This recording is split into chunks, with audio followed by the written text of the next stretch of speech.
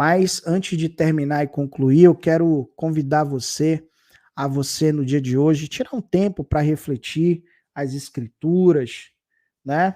Então eu vou até aproveitar para a gente fazer esse um momento juntos aqui, já que a gente está aqui juntinho, nesse momento, né?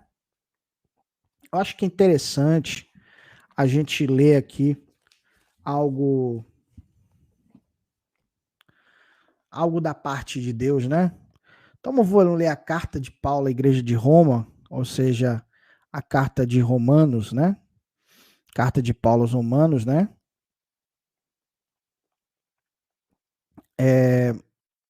Vamos ler aqui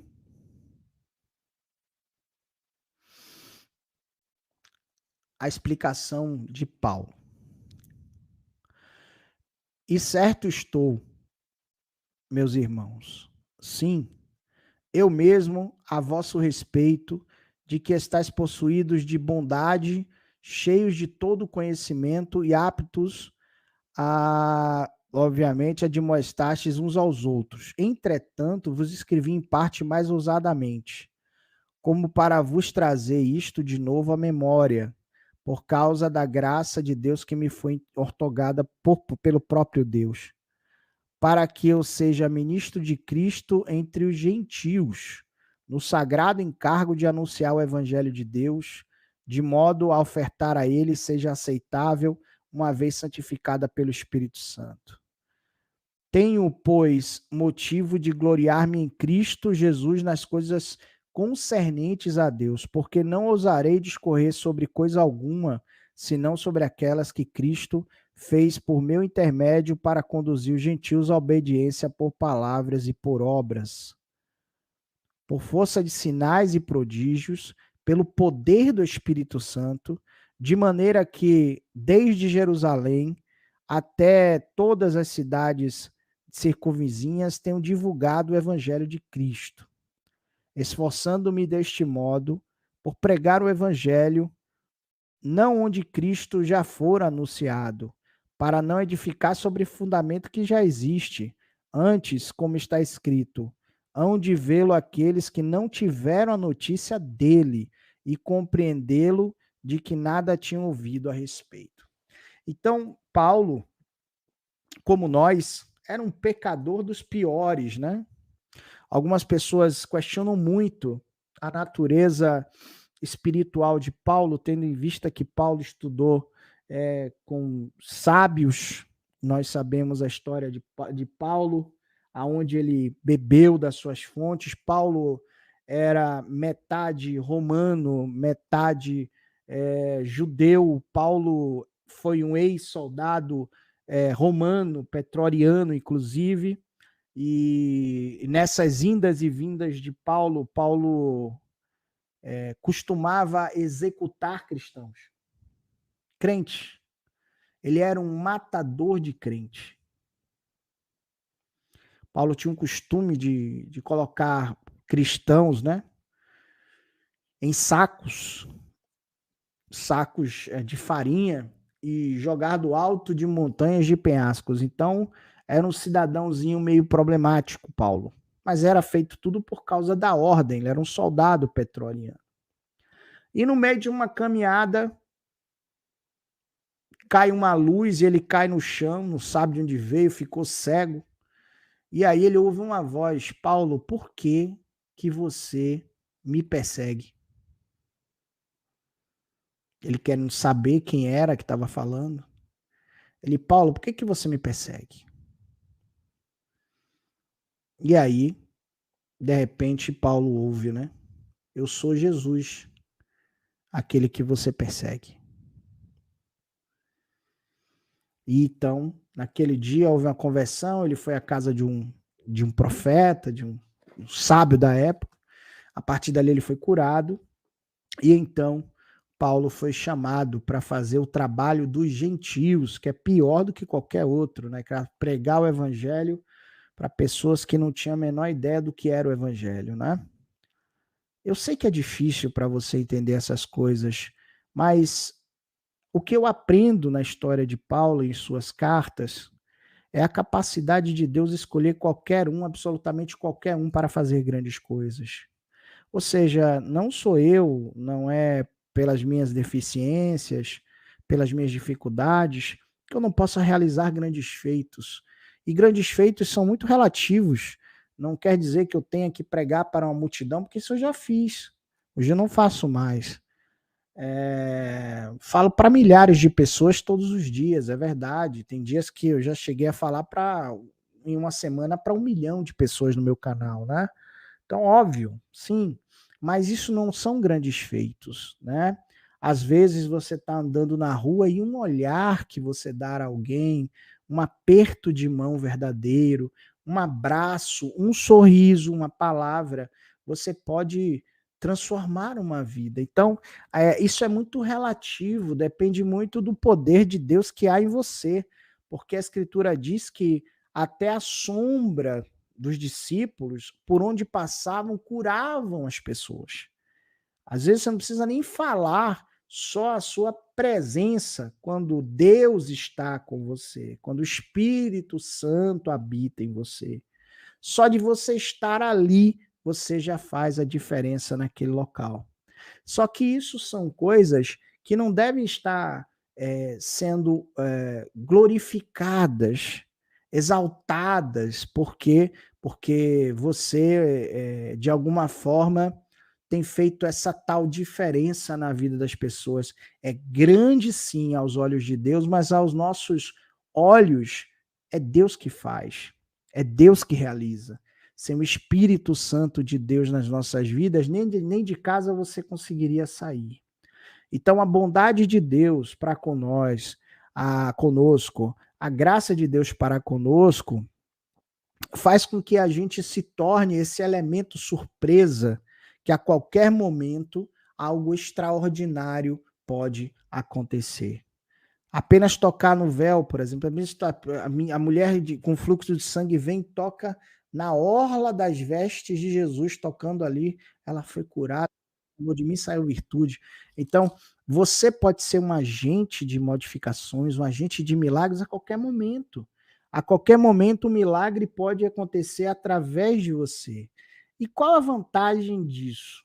Por que, que nós temos isso? Por que, que Deus nos deu isso? E para você que quer ter hoje, basta você reconhecer como Jesus, como Senhor e Salvador da sua vida, que você terá. Por que, que nós precisamos disso? Porque da mesma forma que as pessoas precisam de alguém que passe e deixe esse rastro, da mesma forma isso volta para nós também. Então, nós também podemos ser impactados pelos próprios milagres que acontecem através de nós. Ou seja, eu tenho um poder em Deus para realizar milagres na minha própria vida, não só na vida dos outros. Por quê? Porque a Bíblia diz que Deus pode fazer muito mais do que pedimos ou pensamos, segundo o poder que opera em nós. Ou seja, já está em nós.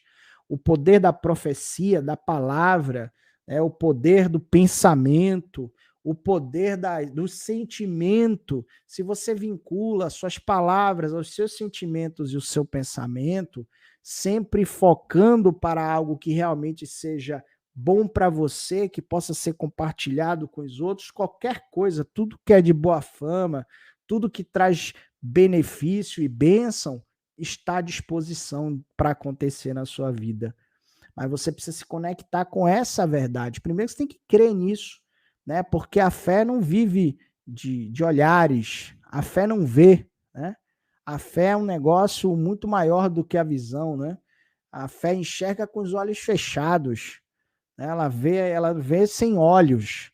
Então, o poder da fé, ela consegue abrir coisas, camadas onde o seu olhar não alcança.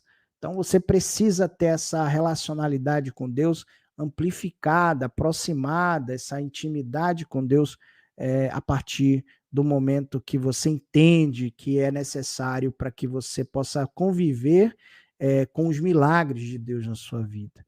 Mas isso não quer dizer que você seja perfeito. Não, pelo contrário. Os maiores, os grandes homens de Deus eram os grandes pecadores, né? Cheios de defeito. Paulo, por exemplo, tinha problemas terríveis. No próprio corpo dele falava: quem me livra do corpo dessa morte, né? Maldito homem eu sou, né? Cara, miserável homem que eu sou, melhor dizendo. Quem me livrará do corpo dessa morte, né? Miserável, né? Ou seja, miserável, misericórdia, miseris de miserável, córdia de cardia, né? Ou seja, o homem que por mais que seja miserável, ele ainda mora no coração de Deus. Por isso que a palavra de misericórdia vem dessa conjunção, né? De miserável e córdia, né? De cardia, de cardio, né? Então, todos nós somos miseráveis habitando no coração de Deus. Esse mundo que nós estamos vivendo aqui isso é um mundo passageiro, gente. Vai passar tudo isso aqui. Isso aqui não é para sempre, não. As coisas vão piorar cada dia mais, mas a gente tem que meio que ligar o piloto automático para essas coisas e entender o seguinte: a nossa vida não é aqui. Nós estamos de passagem aqui, mas existe uma vida para além dessa terra. Claro que aqui nós precisamos viver cada dia como se fosse o último dia, apaixonado pelas coisas que fazemos, fazer bem o que fazemos, né? Procurar deixar marcas e registros de bondade, de misericórdia, de piedade, de compaixão, né? De acolhimento na vida de cada um que passa na nossa vida. A gente tem que deixar as marcas aqui, mas é só marcas, vão ficando e vão passando de pai para filho, de filho para neto, de amigo para amigo e assim sucessivamente. Mas isso é apenas uma parte do processo. A melhor parte do processo é você aprender a viver uma vida de milagres. Então, não existe absolutamente nada impossível para Deus, muito menos na sua vida. Então, independente do que as pessoas pensam de você, independente do que as pessoas fazem por você ou fazem de você, apesar até mesmo de você mesmo, Deus é poderoso para fazer muito mais do que aquilo que pedimos ou pensamos, segundo o poder que opera em nós. Então que essa palavra ela se torne uma rotina para você, para que você esteja sempre trazendo essa verdade na sua vida, pedindo a Deus que Deus sempre realize grandes feitos e grandes milagres na sua vida, para que esses milagres possam também acontecer na vida dos outros, porque eu só posso viver o exemplo, eu só posso, de fato, ser exemplo de algo se esse algo está em mim.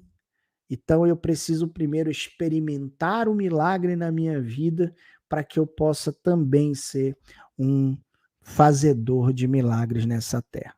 Então, que no dia de hoje você guarde essa mensagem. Se você não entendeu a mensagem até o final, depois você retorna à live, assiste a mensagem de novo, faz uma oração a Papai do Céu, conta os seus os seus defeitos, porque todo mundo tem, mano. Eu tenho, você tem, ninguém é perfeito, né? Perfeito mesmo, só o Mário que veio aqui falar de mim aqui na live hoje e o Rogério, eles dois são perfeitos. Eu não sou perfeito, não, tá? Então, que Deus em Cristo abençoe a todos vocês, tá? Muito obrigado pela presença de todos e até a próxima live.